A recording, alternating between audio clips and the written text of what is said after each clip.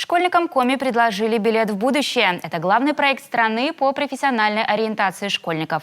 Онлайн-диагностика, обучение и рекомендации ученикам с 6 по 11 классы предлагают пройти 3 этапа. Профессиональные пробы организованы по поручению президента в рамках национального проекта образования. Как научиться делать профессиональный выбор в школьном возрасте, узнала Ольга Коняева.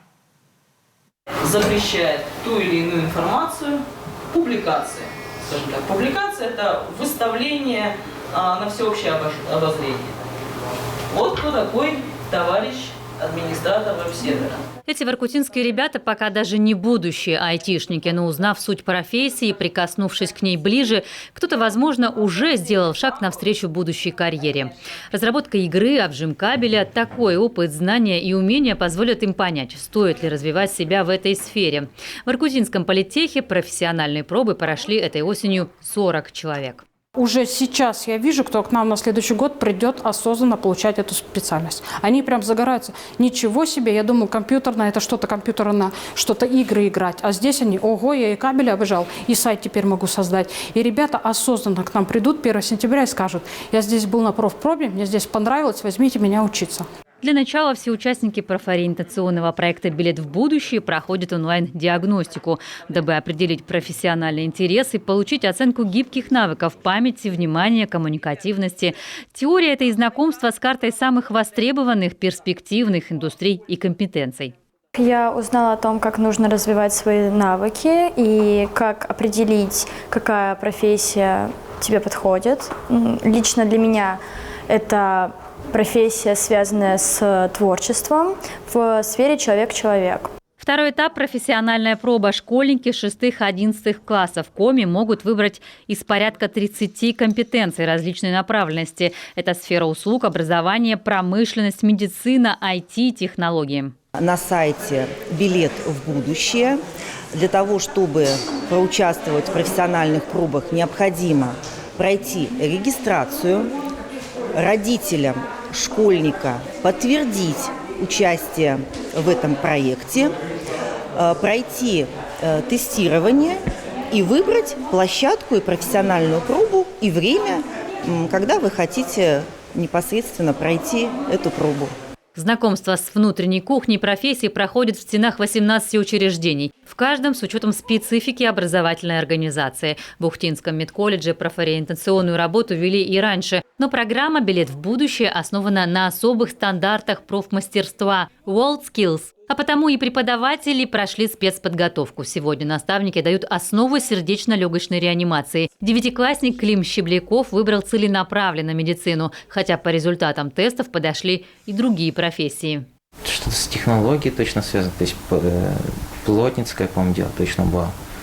С физикой, мне кажется, что-то должно было быть. Точно не стрёмно. Я искал на медицину. Но еще подумаю, в будущем определюсь до конца уже. В общем-то, достаточно познавательно и интересно. Всем советую.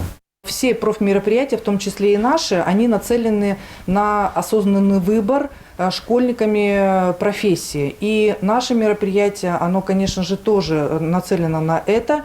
И называется наше мероприятие «Оказание медицинской помощи при чрезвычайных ситуациях». То есть этими навыками, я думаю, не только должны школьники для самоопределения, но и, в принципе, любой человек должен уметь это выполнять.